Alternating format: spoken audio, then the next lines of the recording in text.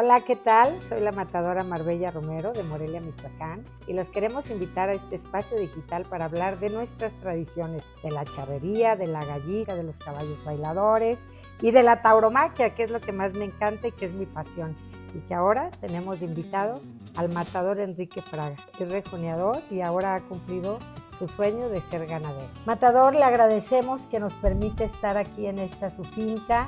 Y bueno, queremos que nos hable de su historia como torero. ¿Cómo es que inicia esta carrera tan maravillosa? Bueno, pues gracias primero, porque entre más información tenemos del mundo del toro y de las actividades del mundo del toreo, pues yo creo que la gente deja de tener esa parte de ignorancia, donde muchas veces todos por ignorancia cometemos errores y hablamos mal de actividades que tal vez no son tan malas como lo creen. Entonces, pues, gracias por esta oportunidad. Y pues bueno, yo me inicio en una familia taurina, mi madre muy taurina, mi abuela muy taurina, por el lado de mi madre, por el lado de mi padre también.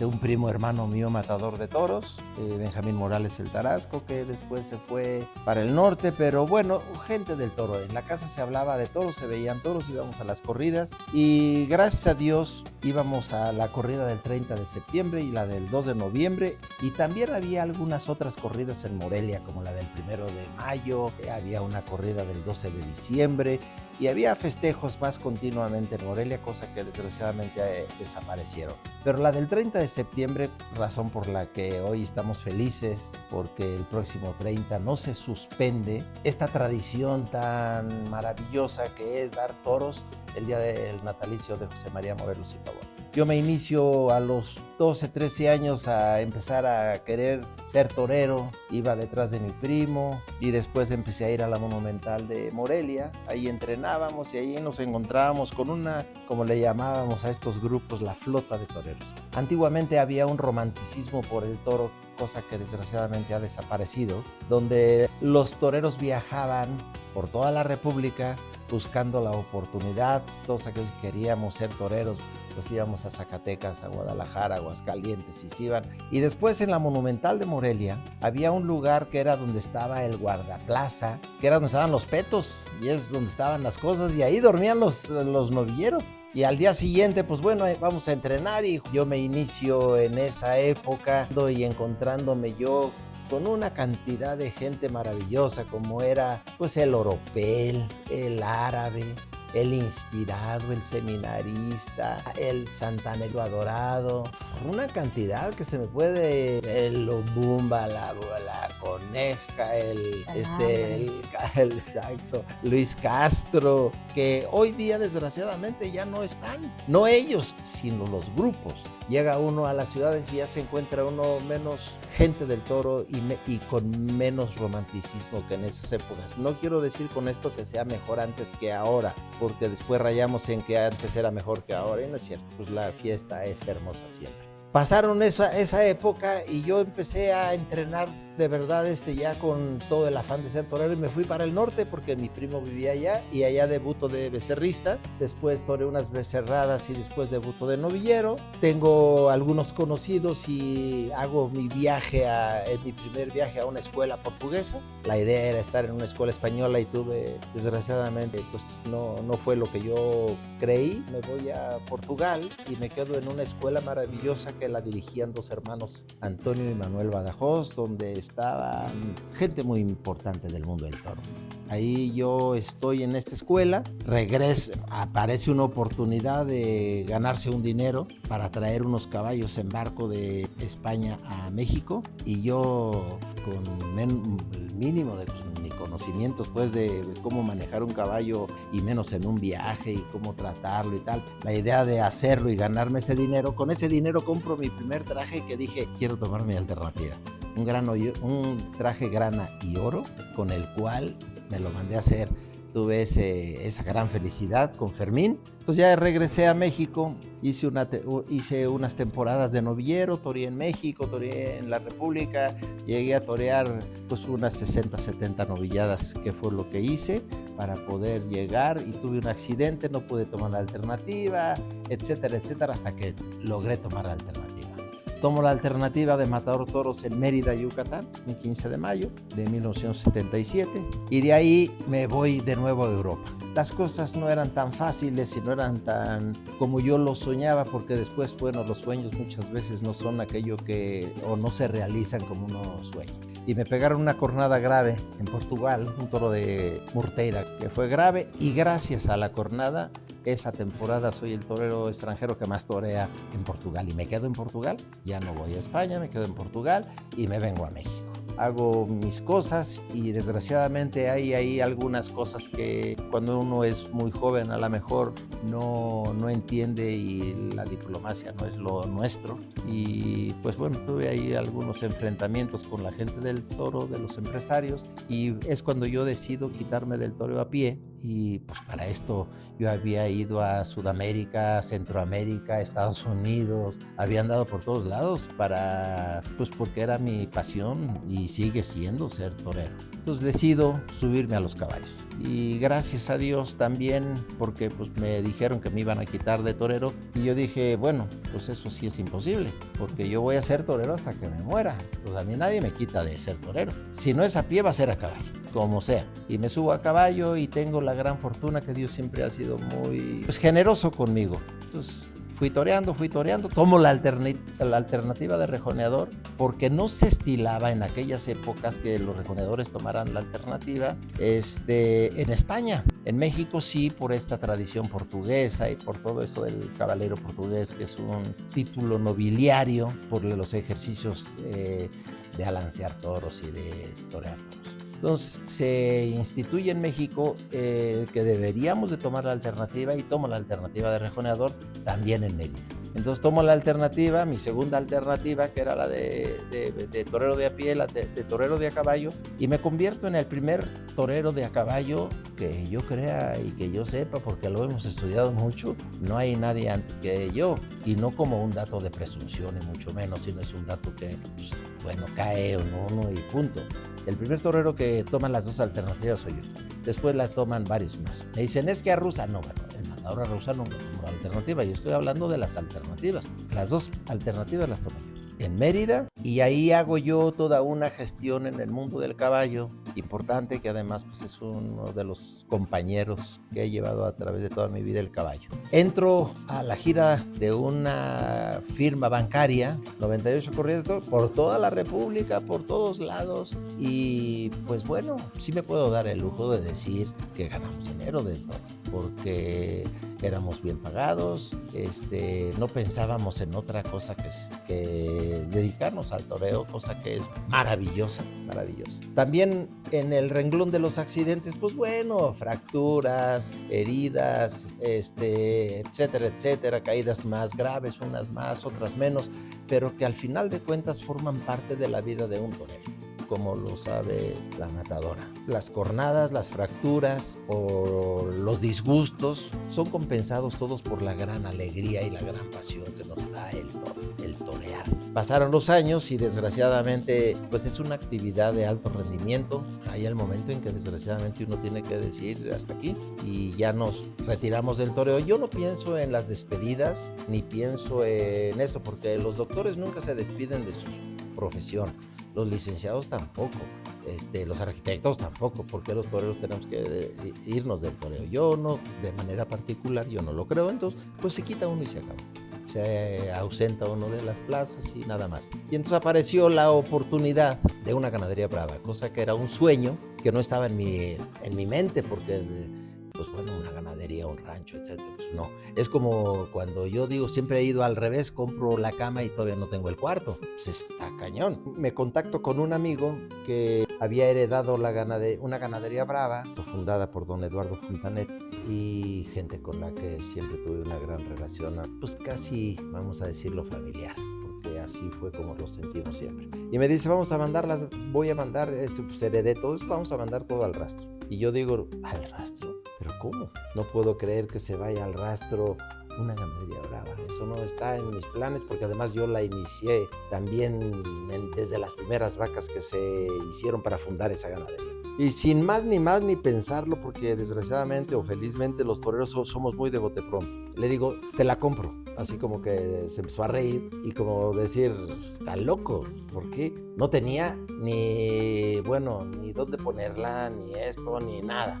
Digo, te compro la ganadería. No puedo permitir que se vaya al rastro. ¿Estás seguro? Estoy seguro. Vamos a ver las vacas. Hicimos una selección de las vacas y me quedé con 40 vacas y las demás sí se fueron al rastro para entender lo que me gustaba y lo que no me gustaba, etcétera, etcétera, que de los sementales con cuál me quedaba y con cuál no nos quedábamos. Y entonces yo lo platiqué con mi mujer y le digo, ahora sí, ¿dónde las ponemos? Hablo con este señor y me dice, te presto un terreno, ahí están abandonados, mientras tienes donde ponerlas. Vamos a ponerle, porque para esto el rastro daba, por poner un ejemplo, 3 pesos por cada vaca. Y yo dije, y no es adornarme porque Dios sabe que es verdad lo que voy a decir. Dije, no, esto para mí me merece un respeto, un cariño y una admiración diferente y una pasión diferente. Vamos a dar el doble por cada vaca, castigándome yo porque finalmente el que lo tenía que pagar yo y dije, después cuando lo pensé dije, ¿y ahora cómo le pago? Pero pagando el doble en lugar de que fuera lo de la carne nada más. Porque se me hacía injusto el toro, tantas satisfacciones y tantas alegrías que nos da como para decir no vale nada el ganado bravo. Entonces me quedo con esto, empezamos a buscar, se queda el ganado ahí y ya encontramos nosotros la oportunidad. Mi mujer y yo empezamos a buscar una divisa, un hierro, para poder pertenecer a la Asociación de Criadores de Toros de Lidia. Bueno, pues empezamos a buscarlo y aparece este rancho donde yo había venido cuando su antiguo dueño, habíamos venido a tentar aquí un par de becerras. El lugar maravilloso de sueño es, wow, nunca se los imagina, la vida da muchas vueltas. Y como yo digo siempre, hay que gozar lo que tenemos porque lo tenemos prestado, porque todo lo que tenemos aquí no nos lo vamos a llevar, finalmente nos lo está prestando la vida, Dios, lo que cada quien crea. Pero si ese préstamo lo disfrutamos, pues es mejor. Entonces ya cambiamos la ganadería para acá, ya nosotros teníamos en ese momento unos toros vendidos para México, que fue lo que habíamos hablado del toro fantasma y de todos esos, pero realmente la ganadería llega a mis manos en esas condiciones, una ganadería que estaba destinada para ir al rastro, gracias a Dios la salvamos porque había que no permitir que se matara ese ganado y menos en un rastro. Matador, ¿cuáles son las cualidades para ser torero? Bajo mi opinión, primero tiene que parecerlo. El torero como una persona pública tiene que parecer aquello que todo mundo cree. Cuando le hablan de un torero se imagina a una persona esbelta, o sea, alguien que se ha cuidado físicamente, que tenga personalidad y después de estas dos cosas que tenga valor, no mucho, pero que tenga el valor suficiente para poder estar enfrente de un toro y que no pierda la cabeza para pensar qué debe de hacer. La técnica se aprende, pero hay cosas que no se aprenden, que son las cualidades. Entonces un niño, un joven que quiera ser torero, tiene que llenar estos requisitos para empezar a intentar ser torero. ¿Qué requiere después? Pues requiere disciplina 100% por encima de todo. Mucha disciplina porque es una carrera que demanda mucho, es una carrera que exige mucho porque tiene que ser prácticamente un atleta de alto rendimiento. El torero no puede andar desvelándose y como un atleta. Tiene que estar perfectamente en su estado físico y mental. Y muchas veces la parte mental es más importante que la física, porque hay toreros que casi ni caminan en el ruedo, pero mentalmente están muy preparados y muy conscientes de lo que necesitan. Entonces yo creo que con estas condiciones se puede emprender ese deseo de ser torero, porque además también para mí es muy importante el factor suerte. Mucha gente no cree en la suerte, pero yo sí creo. Y por eso mi opinión es que también necesitan suerte. ¿Por qué suerte? Porque el día importante del festejo taurino, novillada, corrida, lo que sea, qué importante es estar en una plaza muy importante y que salga el toro a estilo al torero. No el bueno para los demás, a estilo, que se me sirva a mí como torero, para poder dar mi mensaje, para poder decir lo que yo soy. Porque si me encuentro un toro a contraestilo, ese mensaje no se puede dar. Entonces la suerte también toma una parte importantísima en esta parte del torero. Ya caminando el torero y siendo un torero que empieza a torear mucho, ya solito llega. Y si es figura del toreo, pues las cosas le vienen mucho más fácil. Matador, me gustaría que nos hablaras del miedo. Del miedo, maravilloso el miedo. Yo creo que es fundamental tener miedo. Sin miedo no puede haber valor, para empezar. El miedo te hace pensar, te hace recurrir a una técnica, a un carácter que sin él no podrías caminar, hablando del mundo del toreo. Lo que sí no es permitido es el pavor. Cuando aparece el pavor, no se piensa, se contamina la mente y no se puede caminar. Pero el miedo yo pienso que es uno de los sentimientos más maravillosos que puede tener para poder decir realmente me sobrepuse al miedo y soy un hombre valiente. Nos gustaría que nos diera su punto de vista de la muerte.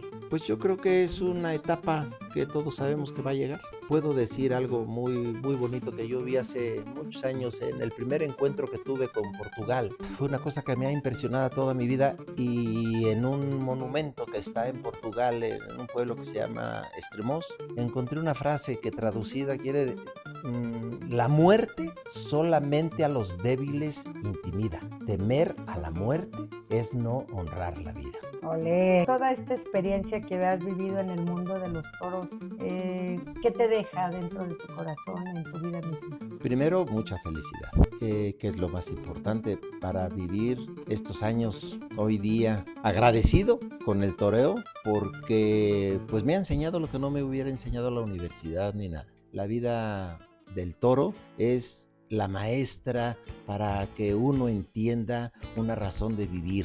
A mí me ha dejado solamente felicidad, porque hasta en los momentos difíciles, que no, las cosas no corren bien o que hay accidente, también lo enseñan mucho a uno. Pero por encima de todo, el toreo me ha dado felicidad y me ha dejado una cosa muy importante: creo que he sido una persona correcta, honrada y trabajadora. Y yo creo que eso es lo que el toreo nos deja a toda aquella gente que incursionamos en el mundo del toreo. Matador, ¿cómo se logra un indulto? Primero, pues el toro llena los requisitos de bravura, nobleza, que él participe dentro de la lidia y sobre todo que llene los requisitos que un ganadero tiene, ¿no? Cada ganadero tendrá sus formas, cada criador de toros bravos tendrá sus gustos por tener el toro que quiere tener en su ganadería. A mí en especial me llama mucho la atención, en primer lugar, la bravura, y en segundo lugar es la nobleza, la docilidad del toro para que pueda ser toreado a gusto por un toro. Y aquí que nos encontramos con Fantasma, ¿por qué no nos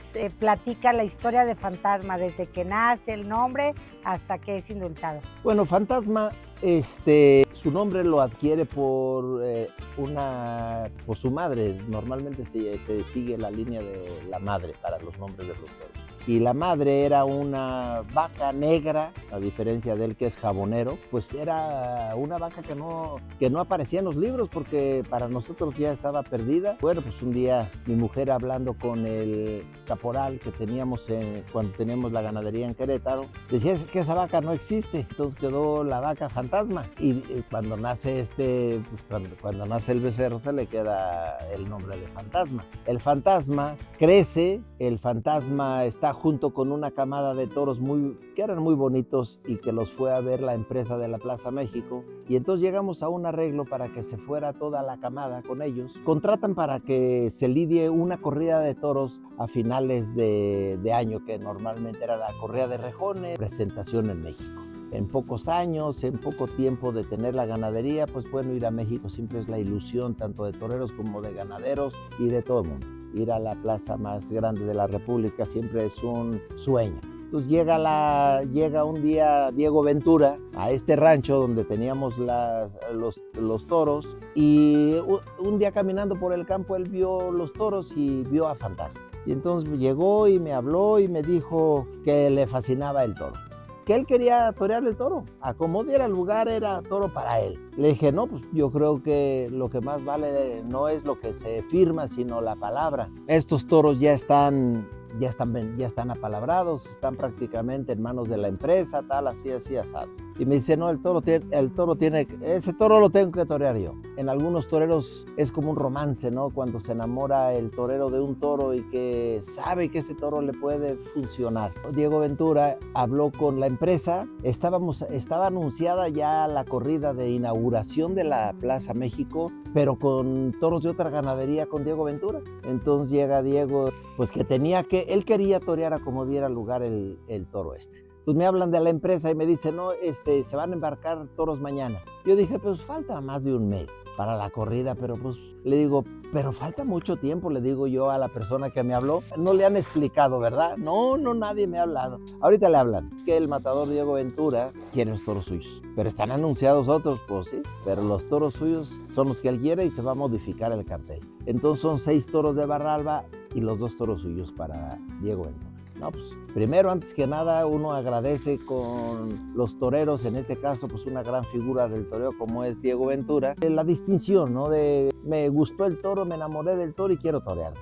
Bueno, y así llegamos a la Plaza México con unos toros y por supuesto el primer toro fue un toro importante con el cual Diego estuvo muy bien porque en principio era para salir ese toro por delante, pero pues todos creíamos oportuno y bueno, y el matador, que es el que tiene la autoridad, el toro se fue en segundo lugar, que en este caso era el quinto, porque era el cartel de los matadores, Diego Ventura, y el segundo toro de él. Y desde que salió el toro, que en el mundo de los toros y en la vida misma, cuando se alinean, como dicen los astros, todo funciona bien. Plaza llena, un ambiente muy de acuerdo a que todo fuera bonito. El toro sirvió muy bien, Diego estuvo muy bien y fue una maravilla. Llegó un momento en que no había escape. El toro tenía que ser indultado por su bravura, por su nobleza, por toda esa clase que él atesora. Entonces, de esa manera, llegó un momento en que el público empezó a exigir, hasta que se indultó el toro. Yo no lo creía, porque son cosas y emociones muy especiales. Estábamos mi mujer y yo en el tendido, porque con respecto al otro ganadero llevaba sus 6 toros y nosotros creímos pertinente que deberíamos estar en el tendido y dejar el palco de ganaderos, el otro ganadero. Entonces ya bajamos, que Diego insistió en que bajara al ruedo y yo no entendí bien todo lo que sucedía hasta pasado un tiempo que yo volví a ver la faena de Fantasma y se me salieron las lágrimas, no sabía qué pasaba. Era muy difícil entenderlo. Esa vuelta al ruedo, si me dijeran cuántos pasos di, no lo sé, era muy especial. Y el toro pues nos condujo a como un éxtasis, una fantasía, todo lo que fue ese día. Y de ahí nos salimos y nos fuimos a curar al toro, mi mujer y yo. Lo metimos al cajón, el veterinario no estaba, con el respeto que merecen los veterinarios, pero no estaba.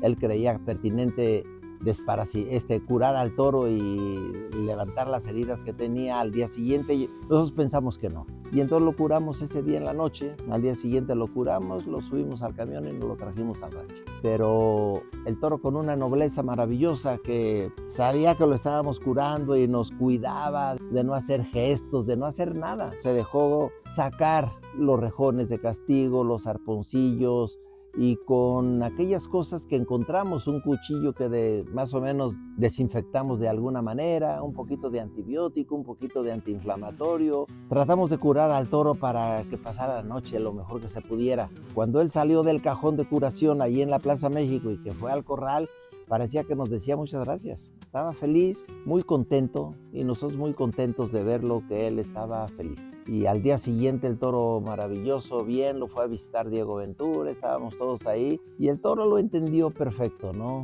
Reunió, dio y lució todas las cualidades, bravo y noble. Y así se indulta a Fantasma. Aquí lo seguimos cuidando y queriendo. Aquí estamos. ¿Y qué diferencia hay esas vueltas al ruedo como matador de toros, como rejoneador y como ganadero? Son muy distintas. Yo creo que la vuelta al ruedo de torero, ya sea torero de a caballo o torero de a pie, porque para mí nada más existe un torero, a pie o a caballo. No importa si va uno arriba del caballo o a pie, pero es el toreo. Es una pasión muy especial porque es un sacrificio muy personal. Es la dedicación de uno y estar uno ahí siempre y entrenar y estar preparado y mentalizado y tal. Como ganadero es la participación de un ser vivo, que si él está en un estado de ánimo diferente como uno, Hay días que uno amanece de malas y hay días que uno amanece de buenas y todo sale bien. Y eso pasa con los animales. Entonces,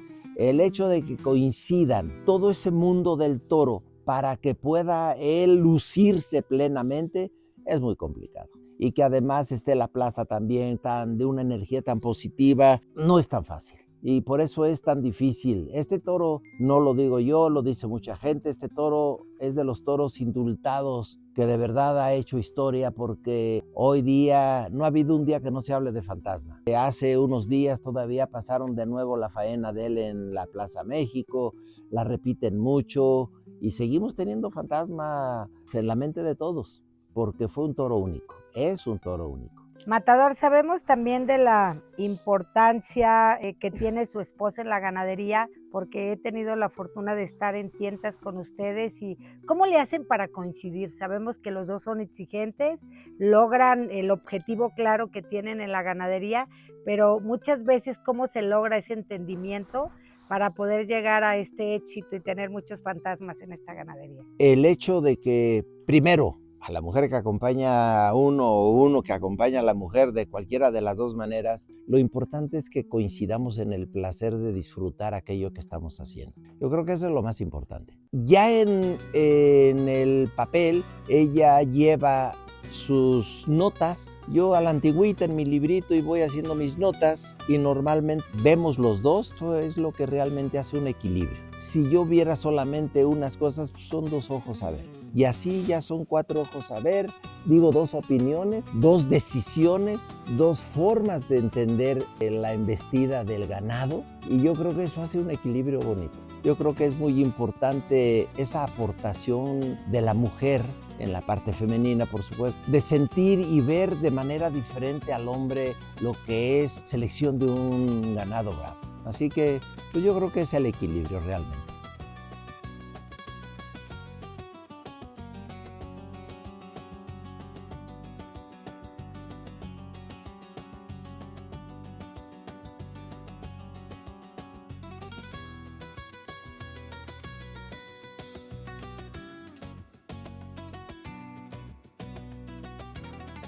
Matador, ¿nos puede hablar qué es una tienta? La tienta es una selección que se hace en la ganadería brava para poder entender y encontrar aquel ganado que queremos nosotros. Cada ganadero tendrá sus formas, pero cada quien tiene que encontrar qué bravura quiere, qué nobleza quiere, qué embestida quiere, y para eso es la tienta. La tienta de las becerras, en el caso de las hembras, se hace una selección para ver su bravura, para ver su clase, para ver la durabilidad de la becerra, y que estas becerras, cuando son seleccionadas, regresan al campo para ser madres.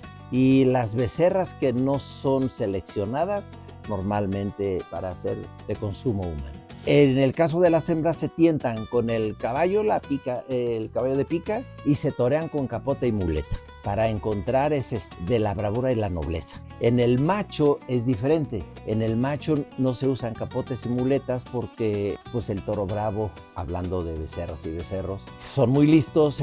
Solamente se pueden torear una vez con capa y muleta porque aprenden, y la segunda vez que se torean pues agarran al torero constantemente, o lo podrían agarrar. En el macho solamente se tienta con el caballo de pica y a cuerpo limpio una collera, una pareja de toreros, los va colocando en diferentes zonas que el ganadero va pidiendo, ya sea en el medio ruedo, más largo, más corto, para encontrar cómo mete la cara el becerro al peto del caballo de pica, si se crece al castigo cuando se siente picado, que además son unas pullas, no es grave, nada más para que uno encuentre la bravura de él, y después cuando sale del peto el macho, encontrar el ritmo en la collera de dos toreros que la hacen, encontrar ese temple y ese ritmo, el buen galope, y si ellos son atentos a lo que va la collera haciendo, entonces es un laboratorio muy interesante la tienta.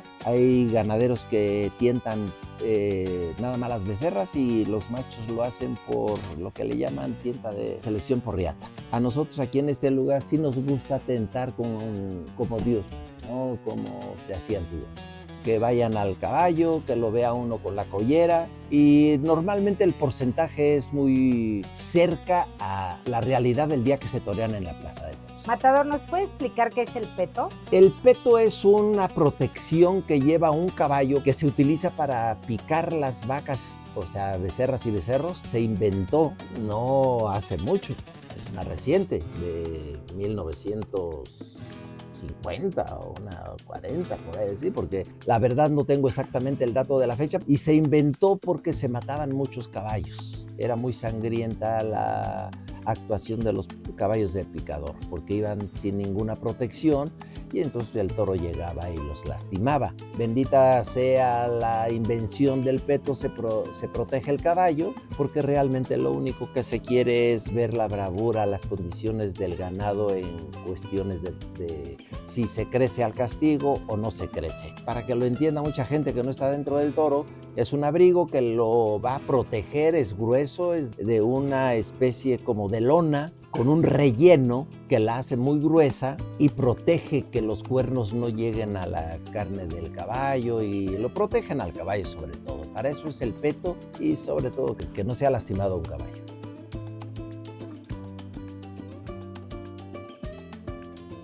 Matador, ¿qué es el herradero? El herradero es que cuando tiene un registro de las hembras, de los machos, cuando se seleccionan las hembras que van a ser madres, entonces hay que herrarlas. ¿Qué quiere decir esto? Tenemos que tener unos hierros, que el hierro es el distintivo de la ganadería. Cada ganadería tiene el suyo. Y después los números. ¿Qué número le tocan? Quiero decir con esto que la ganadería brava goza y tiene un registro maravilloso donde se persigue desde los bisabuelos, tatarabuelos, para encontrar de qué familias vienen. Yo creo que pocas especies de animales tienen un control tan grande genético como es el registro del ganado bravo. A la vaca se le asigna un número que le corresponda. Si vamos en el 200, le toca el 201. Entonces se calientan los hierros y se les marca en el costillar el número que le corresponde. Y el hierro de la ganadería, que es el distintivo de la casa, se le pone en la pierna. Hay quienes lo usan en la pierna derecha, hay quienes lo usamos en la pierna izquierda. A los machos, eso se hace lo mismo, el hierro de la casa y los números que le corresponden. Yo normalmente lo hago hasta que tiento, porque se me hace innecesario errar a una becerra que va a ir al rastro, y entonces normalmente tiento y hierro. Y a los machos también tiento y hierro. Entonces aprovechamos también un poquito menos movimiento en el ganado, que a mí particularmente, entre menos movimiento se le dé al ganado bravo y que viva más en su hábitat,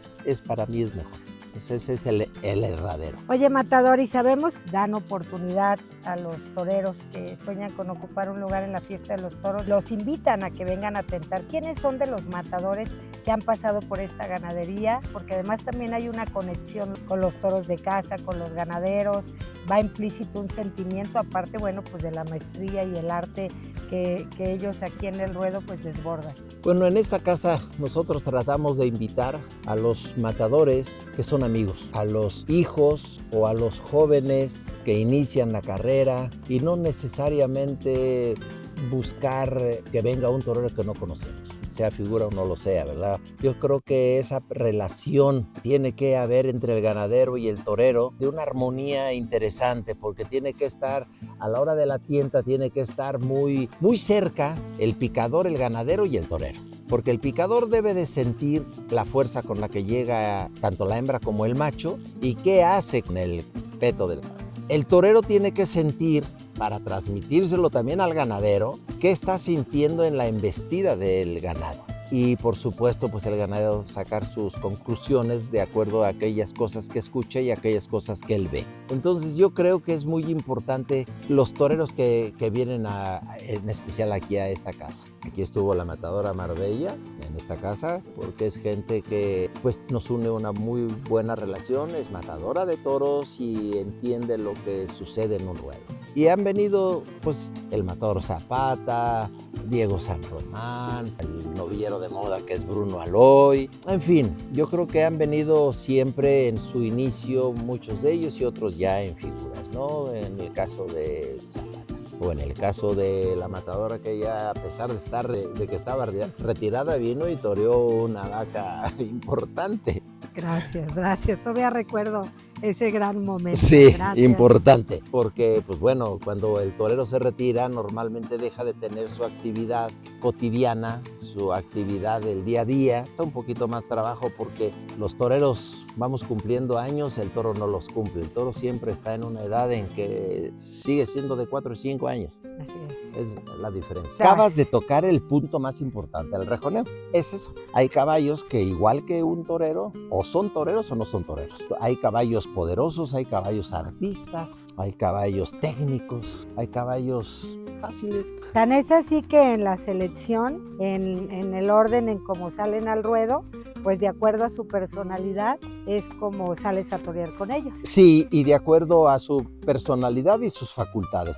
El caballo, por ejemplo, en el rejoneo, el caballo del primer tercio, tiene que ser un caballo de una rápida salida, instintos rápidos, más violentos, para poder recibir un toro que sale de toriles con mucha fuerza. El segundo tercio, normalmente vienen caballos artistas, caballos que disfrutan el toreo de una manera diferente, igual que lo es el torero, y los públicos es donde se le entregan al rejoneador prácticamente. Y los caballos del tercer tercio, que es la hora de matar, se necesita de un caballo no violento, a lo mejor un caballo más tranquilo, valiente, pero que permita al rejoneador llegar hasta la cara del toro para matarlos. O sea que sí son muy definidos los 3 tercios. Y ahí interviene mucho ya esa comunicación, por eso tantas horas de trabajo del jinete con el caballo, por eso son centauros, porque son binomios que de alguna manera, si no fuera así, es muy difícil coordinarse el jinete y el caballo. No se entenderían. Tiene que pasar uno muchas horas arriba de los caballos para poder salir a un ruedo. Caballo de alto rendimiento, un torero, porque son caballos toreros. ¿Hay una diferencia con los demás caballos o es el mismo trato, la misma alimentación? No. El caballo de rejoneo es, como bien lo mencionas, es un atleta de alto rendimiento. Tiene que tener una alimentación balanceada, especial para ese desgaste físico, porque además pues es un caballo que va a viajar muchos kilómetros. Hablando de nuestro país, México, son muchos kilómetros los que recorren para poder ir a las plazas de la República. Por lo tanto, el desgaste es muy grande.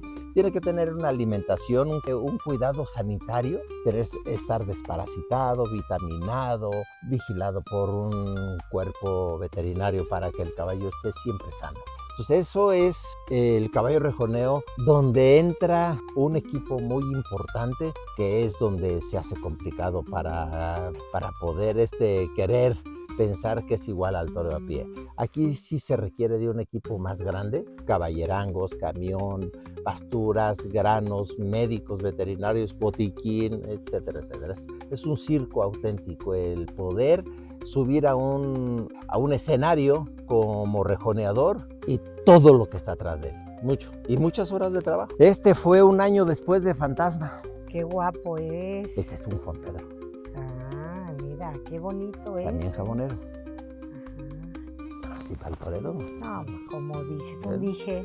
Sí. No, ve qué guapo es. Arrancó el cajón de fierro, lo arrancó y casi nos agarra ahí abajo donde tenemos el cajón de curación. De su bravura, es extraordinariamente bravo. Este toro fue también indultado, es medio hermano de Fantasma, se llama Mariano. De alguna manera hacen un equilibrio muy bueno, Fantasma con su nobleza y con su bravura. Entonces ahí les vamos cambiando las vacas a los sementales para que vayamos tratando de encontrar ese equilibrio del que hablábamos al principio. Oye, Matador, platícanos de la importancia y de los cuidados que se deben de tener en el campo bravo. Sobre lo peligroso que es y que esto no es de gente improvisada. Que la gente que gira en torno a la ganadería debe de ser gente que conoce el peligro que existe, que conoce el temperamento y los cuidados tan acertados que debe de tener un toro de lidia. Sí, en la ganadería brava, primero el ganadero debe de tener el cuidado de llevar por los lugares seguros cuando viene gente que no está metida en el campo bravo. Porque el campo bravo puede dar sorpresas. Un toro que desgraciadamente se soltó una vaca, que se atravesó un becerro que brincó la cerca, y uno tiene que estar siempre con sus 5 sentidos en que estamos en el campo bravo. El campo bravo no es de juego, por eso ha habido accidentes, porque entra gente que no tiene idea, y como mucha gente piensa, toro bravo igual que al toro manso lo pueden empujar y no hace nada. No, el toro bravo mata. El toro bravo no es de juego y hay que tener mucho cuidado con los invitados cuando llegan a las ganaderías bravas para llevarlos por los lugares donde no corran peligro. Y aún así hay que ir con mucho cuidado porque, repito, puede alguna vaca, algún becerro haber brincado la cerca y sorprender a la gente. Matador, platícanos de esta novillada tan bonita que tienes aquí. Esta es una novillada que ha estado aquí. Esto es Saltillo, primero. Esta es una ganadería. El encaste Saltillo es diferente a otro encaste como el Fantasma, que es un encaste Parladé, el encaste Domecq. Hay diferencias en su conformación, en su morfología, y esta en especial pues es de esa línea del ganado Marqués Saltillo. Ahí va, si sale de novillada bien, si sale de corrida también, no pasa nada. Ellos, mientras tengan un bolillo que comer, ahí estarán. Pero es la diferencia de lo que tenemos en este rancho. Tenemos los 2 encastes, el encaste Saltillo y el encaste Parladé. Pues Mariano, Fantasma, es totalmente diferentes. Platícanos de las etapas del toro de lidia, por favor. En su crecimiento, en sus etapas. Pues el ternero cuando nace, ¿verdad? Cuando nace hasta el año. Después viene ya becerro hasta los 3 años, que es cuando realmente es la etapa en la que se cambia para novillo, que es cuando llega a los 3 años, para decir en español, como lo podríamos entender todos, ¿no? Porque herales, sutreros y eso, mucha gente que entraría en una confusión. Es el ternero, el becerro, el novillo que llega de los 3 años a los 4 y el toro, que es de los 4 años en adelante. Okay. ¿Cuánto es la vida del toro aproximadamente? Pues hay toros que llegan a tener 15, 16. Yo creo que hoy día, igual que los caballos, igual que la gente, se decía cuando llegas a los 50 años, 60 años, ya te vas a morir. Hoy día hay gente productiva con 85 años y que siguen trabajando y siguen produciendo, porque la alimentación, porque las medicinas, etcétera, ¿no? La modernidad sí ha ayudado a que tanto animales como personas se tenga mayor edad. El toro, igual que el caballo, yo he tenido caballos, por ejemplo, de rejoneo con 25 años, 28 años. Y antiguamente llegaban los caballos a los 15 años y decían, no, ya se va a morir. No, pues un semental, por ejemplo. Un toro de lidia, a diferencia del que se torea en la plaza y a diferencia del semental, un toro semental puede llegar pues, a los 18, 20 años. Y el toro no, ¿verdad? El toro llega a los 4, 5, a los 6 años ya no se puede porque ya empieza a ser grande para ser lidiado en una plaza de toros. Hay unas ciertas reglas para todo eso, ¿no? Pero el semental, hablando de la edad, yo creo que sí, pueden pasar los 15 años perfectamente.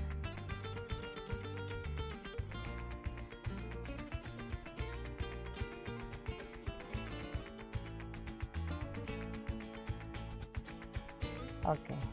Es uno antes. ¿Y este es castaño o este ya es...? No, este es colorado. Colorado. El castaño tendría que tener un poquito más de negro. Ajá.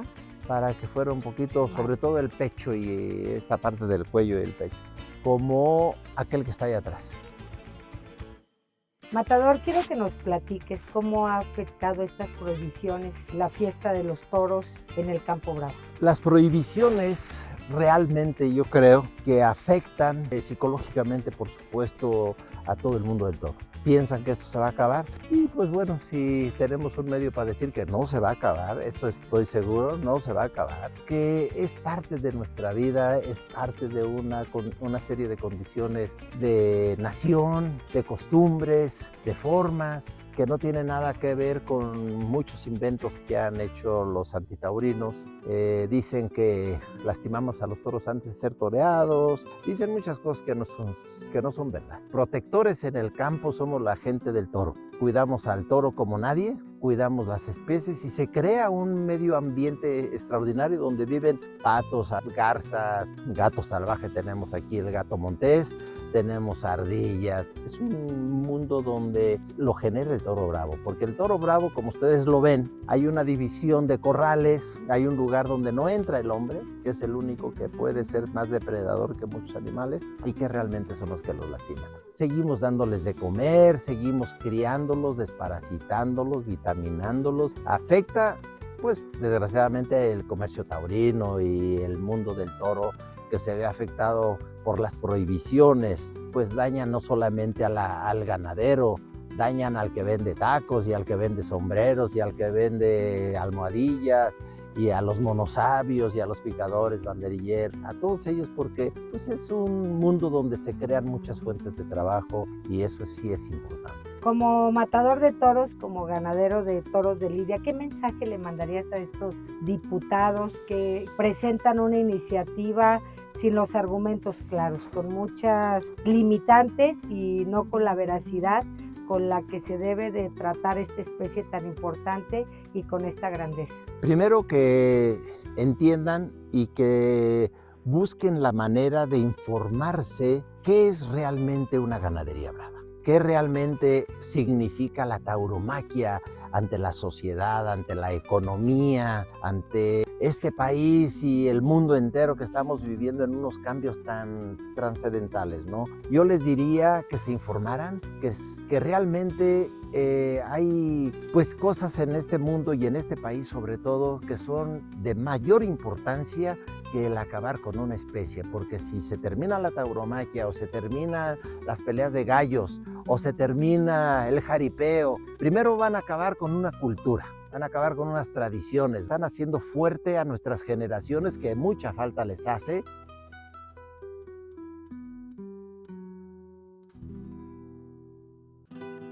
Es muy bonito, el número 36, hija. Qué bonito, no, vas a dar un regalazo, como dices tú, pues ni está despitorrado, ni es de desecho. No. Tiene una nota de tinta estupenda, puede salir como sea, pero tiene una nota de tinta estupenda. Y aquí tengo, aparte, estos 6.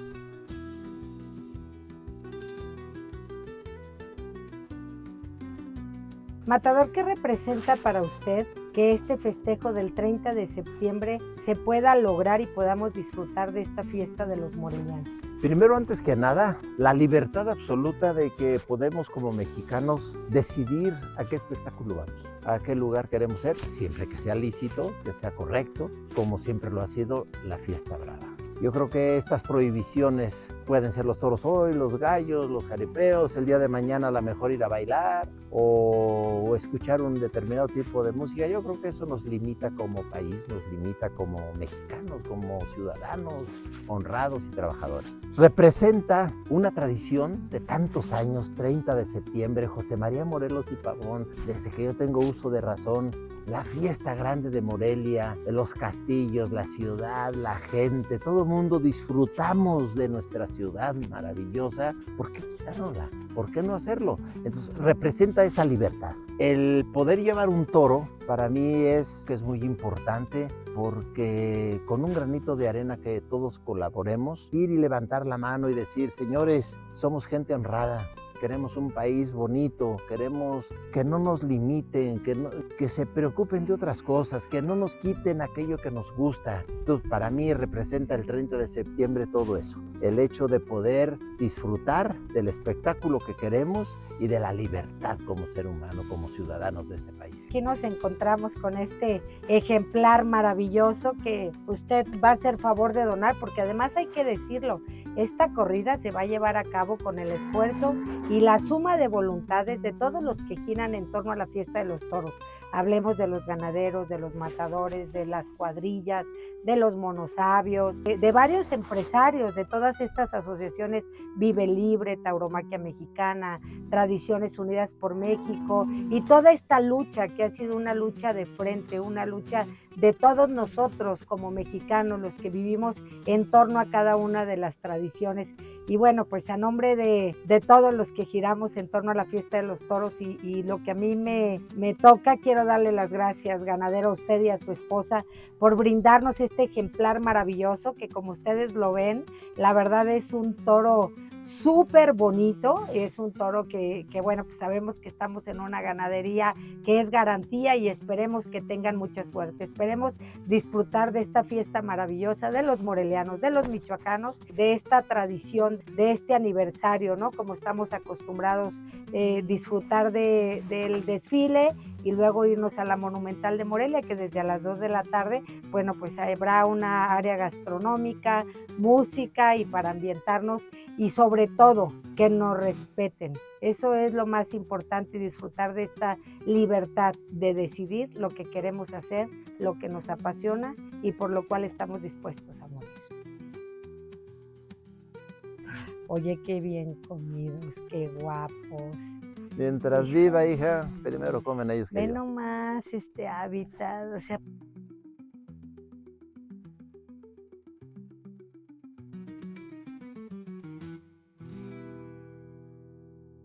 pinta como ¿La así. payasita? Ah, la payasita. Sí, velas, velas, velas.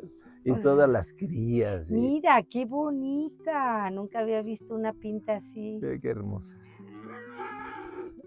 Ya llegaron. No, es que en la mañana, O sea, todos los este es días el vengo. garañón Y de en, todas. y en la tarde vengo, en las tardes siempre que vengo y estoy aquí un rato con ellos, siempre. Matador, te conocemos en el ruedo, pero nos gustaría conocer al hombre. Tiene una familia, al ser humano, al papá, al amigo, al novio. Platícanos de esa parte fundamental. Siempre he creído en la familia. Creo que aquel que no cree en la familia, pues está carente de lo más importante que hay en esta vida, ¿no? Tener una familia es lo más sagrado que hay que respetar, hay que querer y hay que pensar que son la continuidad de uno.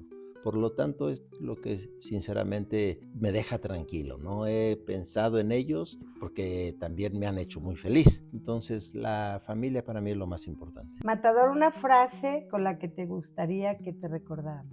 Como dice la canción, gracias a la vida, ¿sí? Gracias a la vida que me ha dado tanto.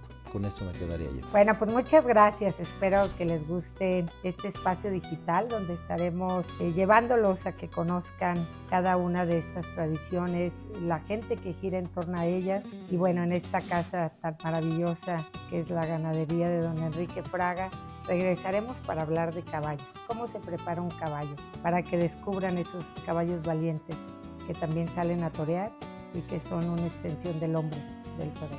Pues gracias, antes que nada, les deseo un éxito maravilloso, que yo creo que el éxito ya lo tienen porque informar al público en general de lo que se trata nuestra profesión, yo creo que eso va a ser como el vínculo importante para que no se digan tantas necedades como se dicen hoy día, ¿no? Hay que informar de qué es el mundo del toro, de qué es el mundo del torero, de qué es el mundo del caballo, y con eso yo creo que vamos ganando. Así que muchas gracias por hacerme partícipe de este programa, hacerme partícipe de esta información y espero que todo mundo le dé por aprender más del toreo.